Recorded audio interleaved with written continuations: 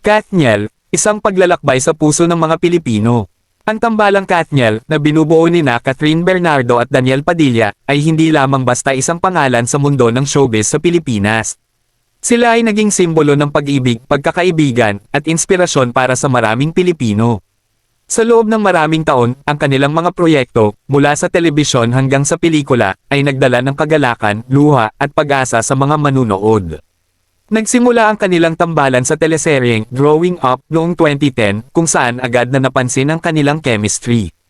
Ngunit, sumikat talaga sila sa pamamagitan ng Princess and I noong 2012 kung saan gumanap sila bilang magkasintahan sa isang kaharian. Mula noon, hindi na sila mapaghiwalay sa mga proyekto at bawat isa ay nagiging hit. Ang kanilang mga pelikula ay nagtala ng record-breaking sales sa takilya. Kabilang dito ang She's Dating the Gangster, Crazy Beautiful You, at Barcelona, A Love Untold. Hindi lamang sila nagpapakilig kundi nagbibigay din ng mga aral tungkol sa pag-ibig, pamilya, at pagpapatawad.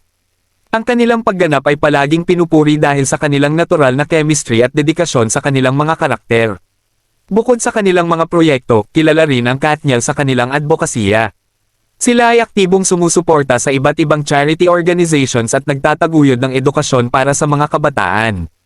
Ipinapakita nila na ang kanilang impluwensya ay hindi lamang para sa kanilang sariling kapakanan, kundi para rin sa pagtulong sa iba.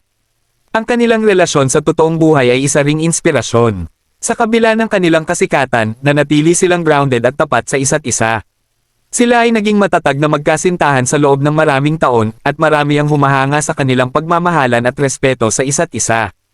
Ngunit, tulad ng lahat ng bagay, mayroon ding mga pagsubok na dumating sa kanilang buhay.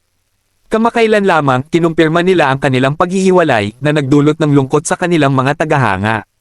Sa kabila nito, marami ang naniniwala na ang kanilang pagmamahalan at pagkakaibigan ay mananatili, at patuloy silang susuportahan sa kanilang mga individual na karera. Sa kabuuan, ang Katniel ay isang mahalagang bahagi ng kultura ng pop sa Pilipinas. Sila ay nagbigay ng inspirasyon, kagalakan, at pag-asa sa maraming Pilipino. Ang kanilang mga proyekto ay mananatiling bahagi ng ating mga alaala, at ang kanilang pagmamahalan ay isang paalala na ang tunay na pag-ibig ay posible. Kahit na magkahiwalay na sila ngayon, ang kanilang legasya bilang Katniel ay mananatili sa puso ng mga Pilipino.